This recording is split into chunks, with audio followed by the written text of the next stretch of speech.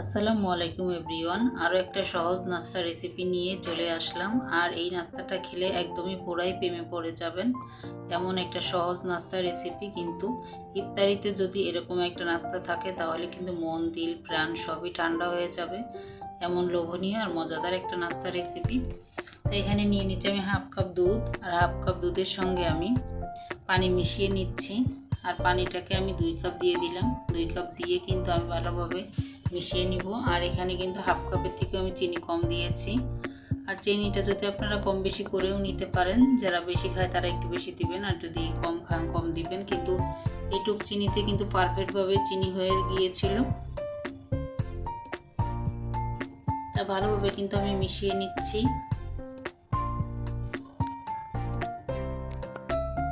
ভালোভাবে মিশিয়ে নেওয়ার পরে কিন্তু আমি এলাচ দিয়ে দিয়েছি। আর এখানে কিন্তু চুলার জালটা কিন্তু ধরিয়ে দিয়েছি। আর চুলার জালটা ধরিয়ে দিলে কিন্তু দুধটা খুব সুন্দরভাবে মিশে যাবে।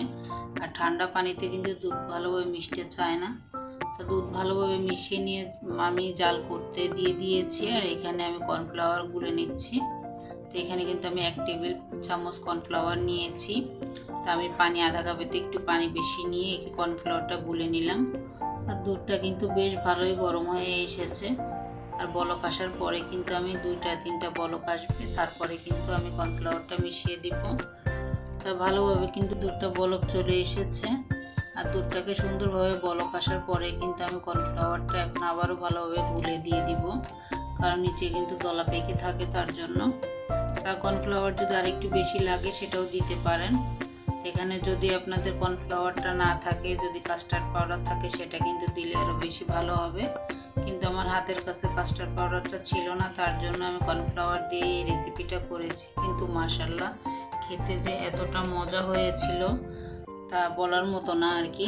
বেশ ভালোই কিন্তু ঘন হয়ে এসেছে। তা এখন কিন্তু আমি এলাচেরটা আর কি উঠিয়ে দিব। আর এলাচের গোড়া যদি থাকে সেটা কিন্তু দিয়ে দিতে পারেন। আমি এলাচটাকে সুন্দরভাবে উঠিয়ে আমি ফেলে দিব। আরও একটা রয়েছে সেটাও কিন্তু আমি ফেলে দিচ্ছি। আর ফেলে দিয়ে কিন্তু আপনাদের মাঝে আমি দেখিয়ে দিব যে কতটা ঘন রেখেছি। ঠান্ডা হলে কিন্তু আরও ঘন হয়ে যাবে। তা কিন্তু এখন আমি নামিয়ে রাখবো আর কি।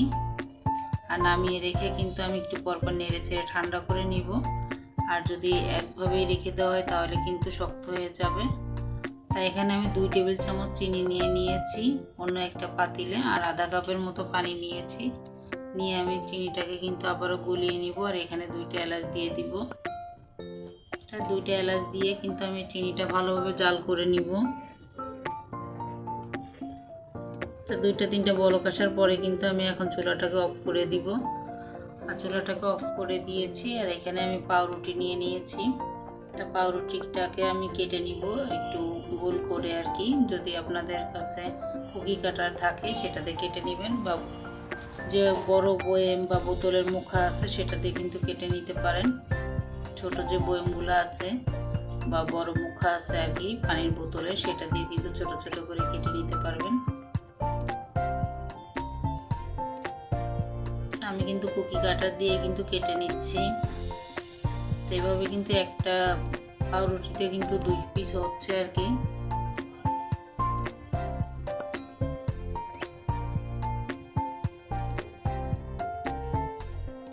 আমার কিন্তু সুন্দরভাবে কাটা হয়ে গিয়েছে। তা আপনাদের মাঝে কিন্তু আমি 2টা দেখিয়ে দিয়েছি। আর আরও কিন্তু আমি অনেকগুলোই কেটে নিয়েছি। তা আমার কিন্তু সবগুলো কাটা হয়ে গিয়েছে। দেখুন মাশাআল্লাহ আমি সুন্দরভাবে কিন্তু সাজিয়ে নিয়েছি। আর এভাবে সুন্দরভাবে সাজিয়ে নিতে হবে। তা যে চিনি শিরাটা করে রেখেছিলাম সেই চিনি শিরাটাকে আমি দিয়ে দিচ্ছি পাউরুটির উপরে। তা সবগুলোর ভিতরে যেন সুন্দরভাবে মিশে যায় সেটা দেখতে হবে, যেন একটাও যেন খালি না থাকে। সুন্দরভাবে প্রত্যেকটার ভিতরে চিনি শিরাটাকে লাগিয়ে নিতে হবে, নাহলে কিন্তু খেতে ভালো লাগবে না। আর এখানে যে দুধ দিয়ে আর কাস্টার্ড বানিয়ে রেখেছিলাম সেটা দিয়ে দিচ্ছি। কিন্তু কাস্টার্ড পাউডারটা আমি দেইনি, কিন্তু কাস্টার্ডটা বানিয়ে রেখেছি। দুধের ভিতর কিন্তু একটু কালার দিয়ে কিন্তু আপনারা সুন্দরভাবে কালার করে নিতে পারবেন। সামান্য একটু যদি হলুদ কালারের মানে ফুড কালারটা দেওয়া হয় আর কি, তাহলে কিন্তু খুব সুন্দরভাবে কালার হয়ে যাবে। তা আমি আর কালারটা করলাম না। কালারটা না করে কিন্তু শুধু দুধ দুধ আর কর্নফ্লাওয়ার দিয়ে কিন্তু আমি ডেজার্টটা বানিয়ে নিচ্ছি। আর মাশাআল্লাহ এত যে খেতে মজা হয়েছে বিশ্বাস করবেন না।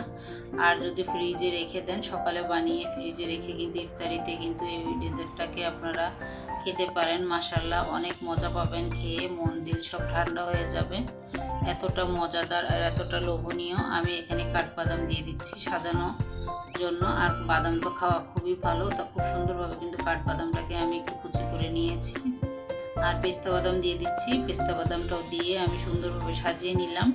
তো এভাবে ফ্রিজে রেখে কিন্তু আপনারা সন্ধ্যায় খেতে পারবেন ইফতারিতে অনেক মজা করে। তা আমি কেটে দেখাচ্ছি, আমি কিন্তু রাখিনি, আমি সঙ্গে সঙ্গেই কেটে দেখাচ্ছি। আমি 2 পিস উঠিয়ে নিলাম। আমি এই যে বানিয়ে কিন্তু সঙ্গে সঙ্গেই কেটে দেখাচ্ছি যে এতটা সুন্দর হয়েছে, এতটা মজাদার হয়েছে। আলহামদুলিল্লাহ, খেয়ে কিন্তু আমরা অনেক মজা পেয়েছি। তা আমার পাশে আমার বাচ্চা ছিল, আমি বাচ্চাকে খাইয়ে দিব। তা খুবই মজা হয়েছিল, অবশ্যই বাসায় ট্রাই করবেন। আর মনে করে একটা লাইক দিয়ে দিবেন। আর আমার ভিডিওর কোনো অংশ যদি ভালো লেগে থাকে, চাইলে আমার চ্যানেলটা সাবস্ক্রাইব করে আমার পাশে থেকে যেতে পারেন। আজকের মতো বিদায় নিচ্ছি। আল্লাহ হাফেজ। আসসালামু আলাইকুম।